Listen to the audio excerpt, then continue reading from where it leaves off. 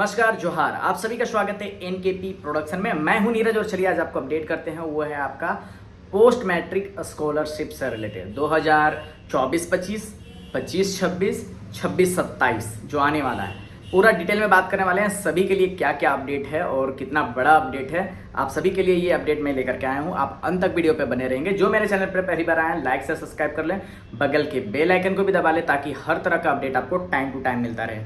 तो दोस्तों, आप सभी को पता है कि 2024-25 का जो पैसा पेंडिंग में था, उसके लिए वो पैसा आपका रिलीज कर दिया गया है। आप अपना ई कल्याण स्कॉलरशिप के वेबसाइट पे जाके लॉगिन करके चेक कर सकते हैं आपका पैसा आया है या नहीं आया है। अगर नहीं आया है तो एक ही रीजन होगा, या तो फिर आपका आधार सीडिंग नहीं होगा आपके बैंक अकाउंट से, या फिर आपका पेंडिंग होगा। पेंडिंग होगा तो पैसा नहीं आएगा, ये चीज़ आपको ऑलरेडी पता है। लेकिन अगर आपका AA अप्रूवल है, उसके बावजूद अगर आपका पैसा आपके अकाउंट में नहीं इंटर हुआ है, तब उस कंडीशन में आपको अपने बैंक से चेक करना है कि आपका आधार सीडिंग है या नहीं है। चलिए, ये हो गया आपका 2024-25 सेशन वालों के लिए। बात करें 2025-26 सेशन का, जो उसका अभी तक फॉर्म फिलअप हो ही रहा है कि अब नया 2026-27 वाला नोटिफिकेशन जारी कर दिया गया है ई कल्याण डिपार्टमेंट के तरफ से।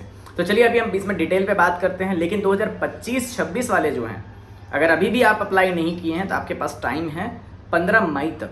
15 मई तक आप फॉर्म फिलअप कर सकते हैं। अपना फॉर्म फिलअप कर लीजिए, अप्रूवल करा लीजिए। जब पैसा आएगा आपके अकाउंट में वो आ जाएगा। हो सकता है, मैंने आपको ये पहले भी बोला था कि जितने भी स्टूडेंट हैं जिनका AA अप्रूवल है, पैसा आपका आएगा। हो सकता है देर हो, जितना भी देर हो, चाहे जितना भी देर हो, AA अप्रूवल है तो पैसा आपको मिलेगा। अगर पेंडिंग में है तो फिर भूल जाइए पैसा। अभी यहाँ पर हम बात करें कि 2025-26 का तो चल रहा है, जिसको भी है वो अपना अप्लाई कर लें, अभी तक टाइम है। इसके बाद फिर कब टाइम मिलेगा नहीं मिलेगा। लेकिन अब आगे की बात करें 2026-27 के लिए, ठीक है। तो 2026-27 के लिए क्या अपडेट है कि आपका फॉर्म फिलअप स्टार्ट होगा। कब से स्टार्ट होगा? वो 20 मई से स्टार्ट होगा। 20 मई से, हालांकि आपको पता है 20 मई से स्टार्ट होगा। डेट और भी आगे एक्सटेंड होता जाएगा, क्योंकि अभी तक 25-26 का ही चल रहा है, जो 1 साल पुराना हो चुका है, ठीक है। लेकिन हमें क्या करना है, अपने तरफ से पुख्ता इंतजाम रखना है कि जब अगर हम एलिजिबल हैं तो हम सारा डॉक्यूमेंट तैयार रखें, है ना।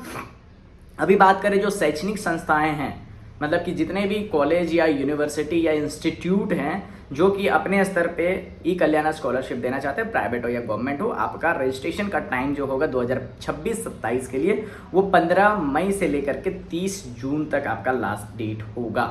लेकिन अगर हम बात करें फॉर्म फिलअप का कि ई कल्याण स्कॉलरशिप 26-27 के लिए जो फॉर्म फिलअप स्टार्ट होगा, वो है 20 मई 2026 से आपका पोर्टल पर रिफ्लेक्ट होना शुरू हो जाएगा, ई कल्याण स्कॉलरशिप के पोर्टल पे।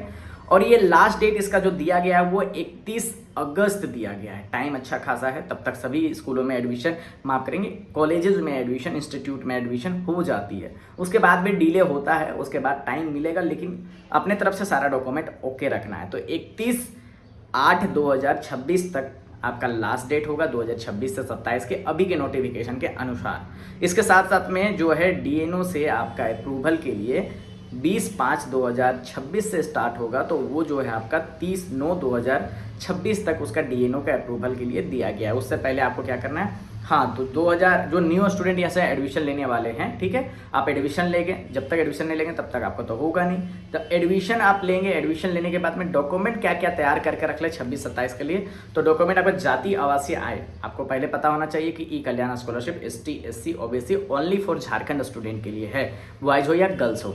तो आपका जो है क्या क्या डॉक्यूमेंट लगेगा, तो डॉक्यूमेंट की बात करें तो आपका जाति आवासीय आय, ये तीनों आपको रखना होगा अप टू डेटेड, मतलब कि जो इस साल का भर रहे हैं तो इसी साल का आप अपडेट करवा लीजिए, अभी आपके पास टाइम है।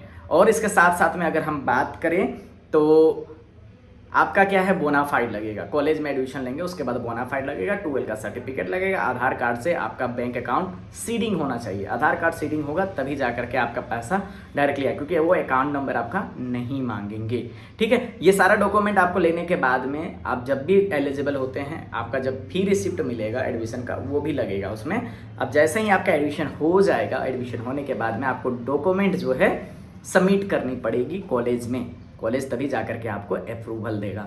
जो भी डॉक्यूमेंट आप लेंगे उसमें आपका CSC का अप्रूवल होना चाहिए, मतलब कि आप जातीय आवासीय आय ले रहे हैं तो CSC कस्टमर सर्विस सेंटर मतलब प्रज्ञा केंद्र का अप्रूवल होना चाहिए। ये तैयारी कर लें। और जितने भी स्टूडेंट 2026 से 27 में अप्लाई करने वाले हैं, सेकेंड ईयर वालों के लिए क्या चाहिए, सेमेस्टर 2 का मार्कशीट चाहिए। थर्ड ईयर वालों के क्या चाहिए, थर्ड ईयर के लिए सेमेस्टर 4 का मार्कशीट चाहिए। फोर्थ ईयर वालों के लिए सेमेस्टर 6 का मार्कशीट चाहिए, तभी आप अप्लाई कर पाएंगे। चलिए, ऑल द बेस्ट। इसी तरह का अपडेट हम आपको रेगुलर देते रहेंगे, बने रहेंगे NKP प्रोडक्शन के साथ। बहुत बहुत धन्यवाद।